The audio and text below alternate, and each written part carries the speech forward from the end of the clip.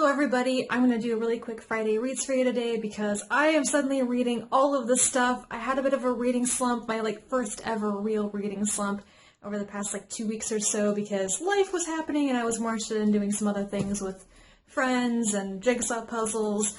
And then last night I just suddenly went, I want to read all the things, and I've started a whole bunch of stuff. So here's what I'm currently reading and what I plan on reading in the near future. First, my main read right now is The Fox by Sherwood Smith. This is the second book in the Inda series.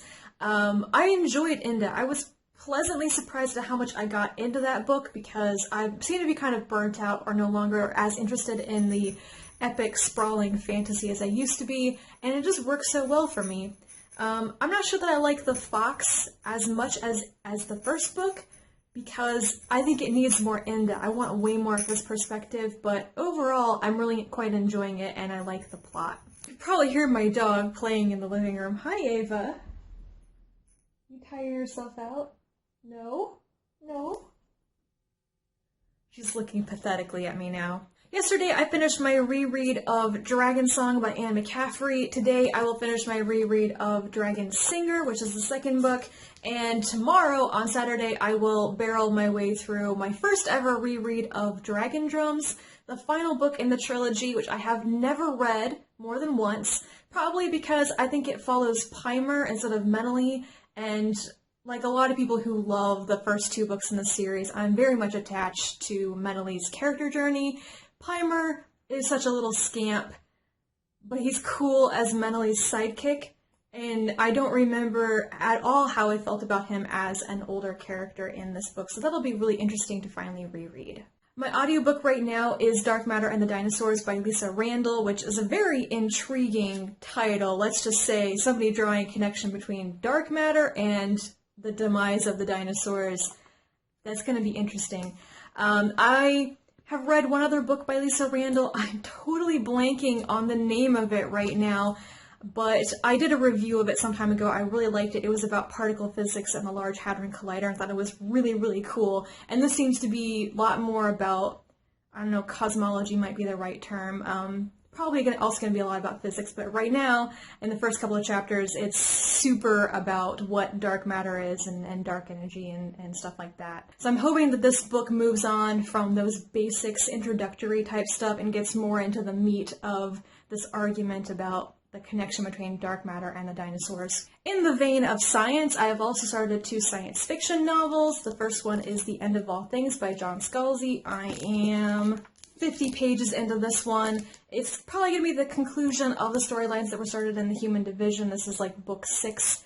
But The Human Division is the only one that didn't quite stand on its own. It ended with kind of a cliffhanger, and I'm really excited to know what the answers are in this book. And the other science fiction book that I have started, finally, is Aurora by Kim Stanley Robinson. I'm not sure how I feel about this one yet because I'm only 40, 50 pages into it as well. I got past the first introductory chapter, which is from a child's perspective and not from the AI's, and I'm not sure what to think about that yet, so gotta read a bit more of that. And I'm also still reading Dracula by Bram Stoker. I'm gonna be honest here. The idea and the myth of Dracula and where it all began from this book is interesting, but I don't like the way it's written. I am not in general a fan of epistolary novels, and this entire book is a meticulous day by day, almost hour by hour recounting of the story through diary entries, notes, letters to each other from multiple people, and I just don't care about a lot of the characters in the story. I find them to be kind of bland or one-dimensional, and I don't like Van Helsing. I'm annoyed whenever he starts going on in these paragraphs of dialogue. I don't care, and I don't like his quirky way of talking because he's a foreigner or something. So I will finish Dracula at some point. I'm more than halfway through it, but it is very low on my list of reading priorities. I want to get through my library books instead. And that is everything that I'm currently reading. It's a bunch of stuff, but that's all I plan on doing this weekend. I'm going to clean my house while listening to my audiobook, and then sit on my couch and do absolutely nothing. And also, Paul from A Common Touch of Fantasy is doing like a reading sprint thing with the live streaming on YouTube tonight. I think it's 7 p.m. Central Time, my time, and 8 p.m. EST, that's his time. So if anybody's going to be reading tonight, maybe go join the reading sprints over there. I'm going to try doing that because I've never tried doing reading sprints before. I don't know if that's any different from what I usually do, which is read for about 30 minutes, go get some tea, read for about 30 minutes, let my dog outside, that kind of thing. But it'll be fun to see who else is online and wants to talk about what we're reading. So join that if you have the time and it works out for you in your time zone. And I'll be back on Sunday. Probably won't have my new camera by then. It shipped today, so I'll probably get it Monday or Tuesday of next week.